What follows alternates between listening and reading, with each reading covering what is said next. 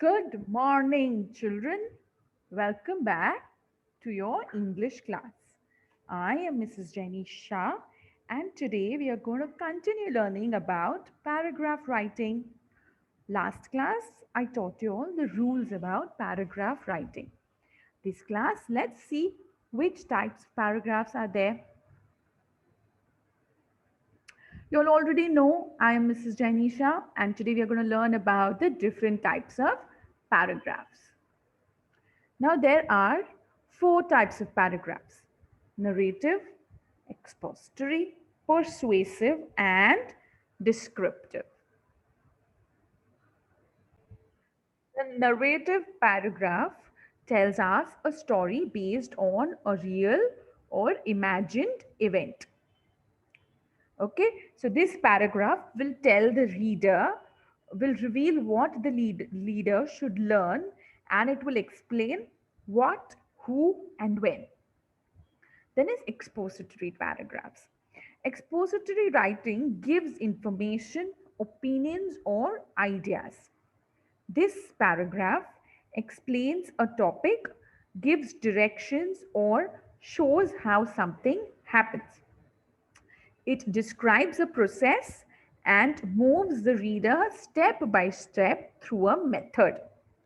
The exposition often requires research, but it's possible that the writer is able to rely on their own knowledge and expertise. Third is persuasive paragraph. Persuasive paragraph expresses an opinion on a topic and uses supporting facts to convince the reader to agree. Fourth type of paragraph is descriptive paragraph. Descriptive paragraph paints a picture only using words. It appeals to five senses, that is taste, touch, hear, sight, and smell, to offer the best possible description of a person, object, or a scene. Remember, whenever you write a paragraph, you must start on a new line with an indent. You will first write the topic sentence that will tell the main idea, and then you will write sentences that support the main idea by including details. Always include a closing sentence at the end of the paragraph. These are the four types of paragraphs that we just discussed: narrative, expository, persuasive, and descriptive. You can pause the video and read it through in case you want to understand one of these in details.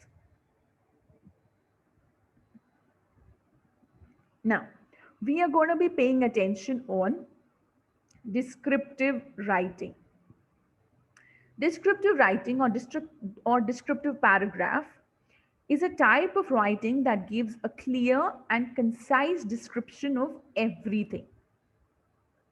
It describes people, animal, or places in such a way that a picture is formed in the reader's mind. Descriptive writing has a unique power and appeal. It evokes sights, smell, sound, texture, and taste. What is the purpose of descriptive writing? The purpose of descriptive writing is to make the reader feel like they are experiencing what you're writing about. And you do this by using sensory language. A reader can feel all their senses working when they're reading any descriptive paragraph. You need to give perfect description of the topic which you are describing, and your description should be so realistic that the reader can feel it. Now, I have two pictures on this.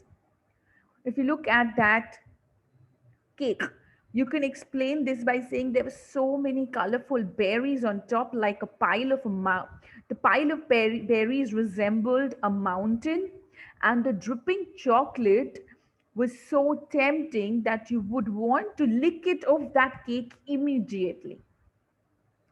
When you bite into the cake, the soft sponge just melts in your mouth and your mouth is filled with flavor. So now when you are talking about it, the reader is feeling all these things because you're giving them a correct description. When you said the pile of berries look like a mountain, they can imagine berry mountains there. You can always add saying it was it was a mixture of mulberry, raspberries, strawberries, all forms of berries that you find. So the description becomes clear. Then you say the dripping chocolate on the edges. So now the user can see. You can talk about the three layers. It looked like a sandwich. So now you are giving them, by comparing it, you're giving them ways to imagine it. On this side, I have a picture of the tree blowing in the breeze. So you can say the wind was howling. Howling is a sound. So now the reader can listen to it. The wind was howling and the tree leaves were blowing. It seemed as though the tree will get plucked off the ground. So now when you're saying plucked off the ground, the reader can feel that how much will be the force of those winds. Okay, so this is how descriptive writing works. So the descriptive paragraph has three important parts. First is a clear topic sentence with supporting idea. Second is giving support to the controlling idea, and this support should include sensory language that appeals to our senses: sight, hearing, smell, taste, touch. Either you cover all or you cover a few, but you must. And always end the paragraph with a conclusion sentence. Structure of a descriptive paragraph. First was the topic sentence. Topic sentence will tell the reader what your topic is and why you are writing about it. Reasons. Now there can be multiple reasons. You should minimum have three. You can include up till five, but not more than that. So these are the reasons. These stay focused on the controlling idea, that is why, the topic sentence why. And they give specific details to the readers for better understanding and experiencing. Finally, you have a concluding sentence that should restate your topic sentence. This is how your paragraph is structured. Now, topic sentence. Topic sentence is the first sentence in your paragraph and it includes the topic and the controlling idea. The topic is what you will be writing about, and the controlling idea is why you're going to be writing about the topic, what you want the reader to actually experience. So let's say the first one, my favorite childhood dish was mother's paneer masala. So what you're writing about is my favorite childhood dish and why. That is paneer masala is the controlling idea. Second one, my home library is a perfect place to relax. Over here, my home library is your main idea. It is your topic sentence. In the topic sentence, it is the main idea, and the controlling idea is relax. So in that paragraph, you have to give supporting evidence why it is a perfect place to relax. Okay. Cyclone Toktai was frightening and destructive. So the main idea is Cyclone Toktai and the controlling idea is frightening and destructive. And this is what you have to write more sentences about. Now, supporting details. This is the main part of your paragraph. This is the part that describes what you want your readers to experience by giving them specific details that will appeal to their senses: sight, hearing, smell, taste, touch. You will write these sentences that are filled with sensory languages, descriptive adjectives, and prepositions. Now, when I say sensory language, how do you use sensory language? The supporting sentences that we use must appeal to either some or all of the five senses: sight, hearing, smell, taste, and touch. So let's say there is a lake. Now, what kind of a sight sensory language can we include? We can use words like royal blue, massive, turbulent to describe the lake. If you're talking about a highway traffic, you can use some hearing sensory language that is like roaring, buzzing, droning. When you talk about clean laundry, we can talk about its smell and we can appeal to the sense of smell. You can say fresh, floral, pleasant. When we talk about grasslands or farms, when you're walking on those thick grasslands, you can talk about the touch, the feel that you get on your legs. You can say it was smooth, it was dense, it was soft. So now your reader can feel it, can experience it. When you're talking about banana bread, you can talk about its taste and say it was sweet, buttery, delectable. So these are adjectives. So you must spice up your writing by adding adjectives to them. Adjectives give your paragraph a flavor. These help the reader experience what you are writing about. For example, you can say the dog wags his tail. Or you can say the cute brown dog wagged his tail while innocently staring into my eyes. Now the reader can actually imagine it. Then you can say she used two mangoes for this recipe. Or you can say she used two fresh, ripe, and organic mangoes for this delicious recipe. Can you see how the use of adjectives has changed the experience of the reader? Next comes similes. A simile basically makes a comparison between two things using the words like or as. Now, we use similes. We use similes to make our writing more descriptive and easier to imagine. Like I said, the cupcake melted in my mouth like warm butter. So now I am comparing it to something. The cupcake melted in my mouth like warm butter. So warm butter melts in your mouth. You can literally imagine the cupcake melting. The lion was as loud as a freight train. So you can imagine the amount of sound the lion is making. Over here, we are appealing to their sense of taste and hearing. Concluding sentence is the last sentence of the paragraph, and this sentence should restate the topic sentence and it wraps up the paragraph. So, for example, I'm going to take the topic sentences that I had given you all before, the examples. My favorite childhood dish was my mother's paneer masala. Now, when I cook this fabulous recipe, I always remember my mother and how her paneer masala was so special. So when you're saying her paneer masala was so special, it's the same thing as my favorite childhood dish. So you're restating the topic sentence. My home library is a perfect place to relax.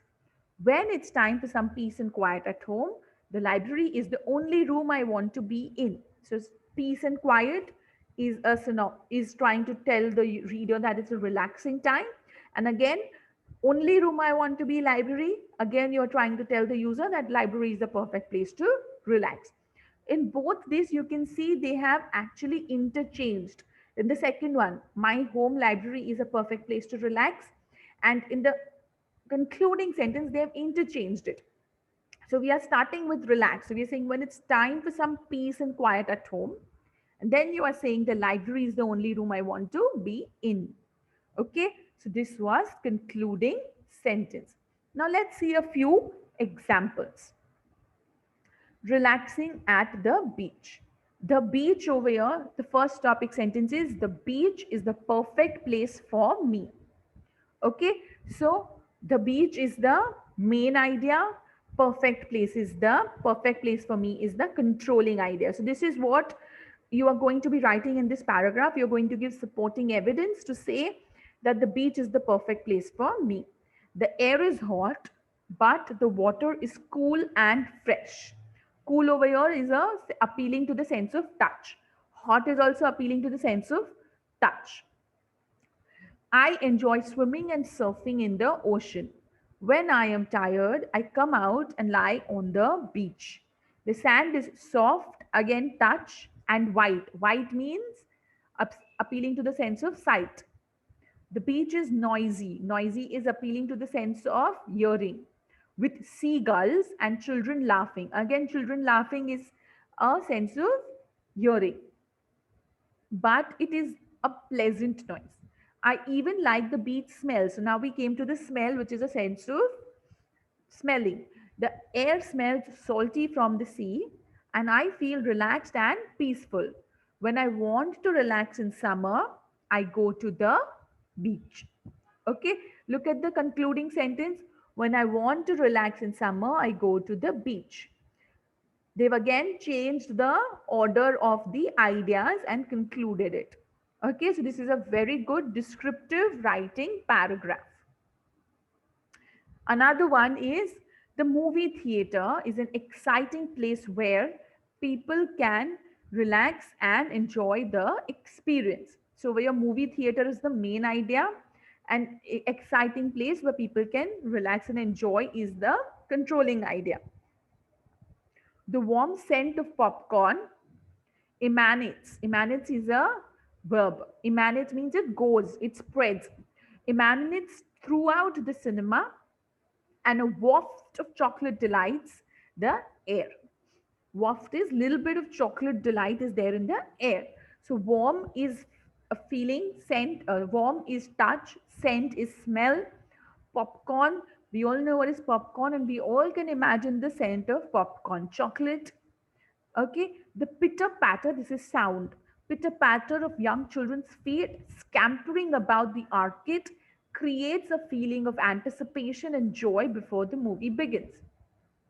Youthful couples and sleepy grandparents saunter throughout the doors. Now, when you see, when they said young children's pitter patter, scampering, that means the children are fast, and youthful couples and sleepy grandparents are sauntering, that means they are slow. So, you can again imagine it walking fast and walking slow, saunter through the doors.